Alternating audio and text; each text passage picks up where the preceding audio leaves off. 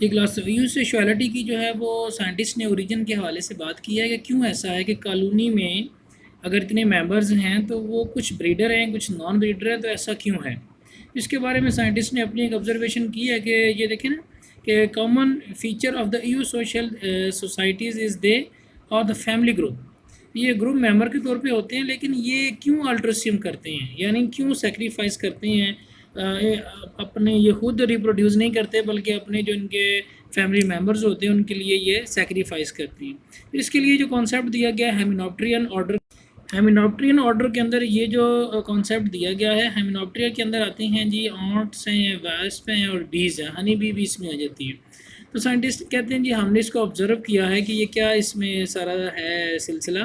तो what attracted the attention of the researcher is especially before the recent expansion of the eusocialities, many of these species have an unusual genetic system called haplodiploidy। haplodiploidy का मतलब ये है कि आप जानते हैं कि आपने उधर पढ़ा है हनी बी में भी कि जो मेल्स होते हैं वो हैप्लाइड्स होते हैं, ठीक है ना। The females are diploid and males are haploid, ये आप जानते हैं इन चीज़ों को। Males are haploid, have a single set of chromosome.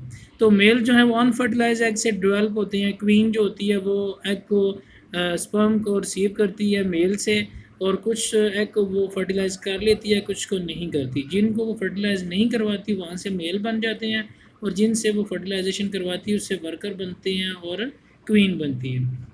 लेकिन यहाँ पर जो वो आपको बताना चाह रहे हो हैप्लोडिप्लॉइडी में ये है कि ये ज़रा इस पैराग्राफ में आप देखें कि सिस्टर्स जो हैं haplodiploidy change the coefficient of the relatedness among the family members.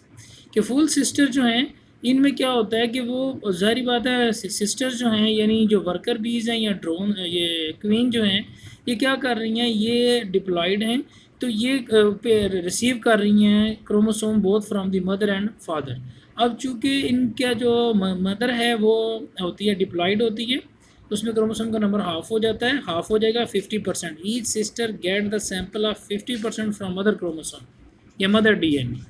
क्यों? क्योंकि वो मायासिस के से हाफ हो गए।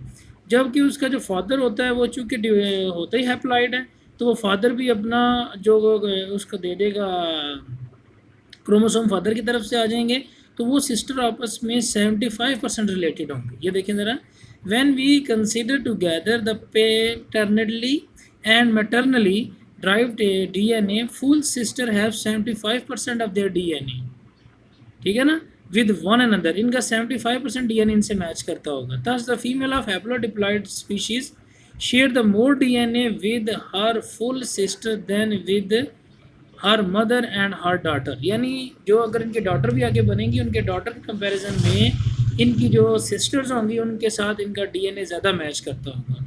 तो साइंटिस्ट कहते हैं कि यही वजह है कि ये जब उनका डीएनए अपने सिस्टर के साथ ज़्यादा मैच करता है तो वो उनको सपोर्ट करती हैं इन दी प्रोसेस ऑफ रिप्रोडक्शन, कि वो अगर रिप्रोड्यूस करेंगी तो उनका ही डीएनए आगे जाएगा। Because sister are more related to one another than to their own daughters, so they pass on more gene by rearing reproductively capable sibling।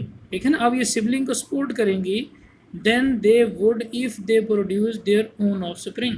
तो कहते हैं अगर हमने अपने ऑफस्प्रिंग प्रोड्यूस किए या हमारे सिबलिंग से प्रोड्यूस हो गए, हमारी दोनों की कॉमन जीन्स जो हैं वो आगे जा रही हैं। ठीक है जी, तो ये आप इसमें देखें, ये डिस्क्रिप्शन उसने दी है इसकी, इसमें भी वो आपको यही समझाना चाह रहा है। ये डिस्क्रिप्शन ये देखें क्रोमोसोम का ये कॉपी है, ये 1 और 2 कॉपी है, ये फीमेल है, ये देखें क्वीन है, और ये मेल है, इसमें ये सिंगल कॉपी है। ठीक है जी, सिंगल सेट ऑफ क्रोमोसोम है ड्रोन्स के अंदर जो है।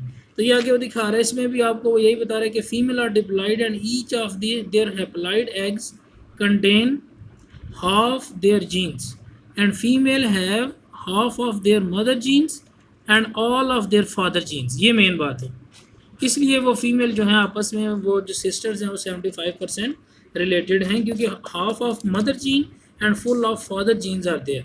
ठीक है जी, तो इसलिए वो कहते हैं कि साइंटिस्ट ने ये बात की है कि यो सोशलिटी इसलिए डेवलप हो गई है कि साइंटिस्ट ने ये बात ऑब्जर्व की है कि वो अल्ट्रासीम इसलिए करती हैं कि सिबलिंग अगर रिप्रोड्यूस कर लेंगी तो उनकी जीन्स भी आगे जाएंगी। लेकिन ये क्या है, ये ह्यूमन परसेप्शन है, ये इंसेक्ट को इस बारे में कोई इल्म नहीं है। Thank you.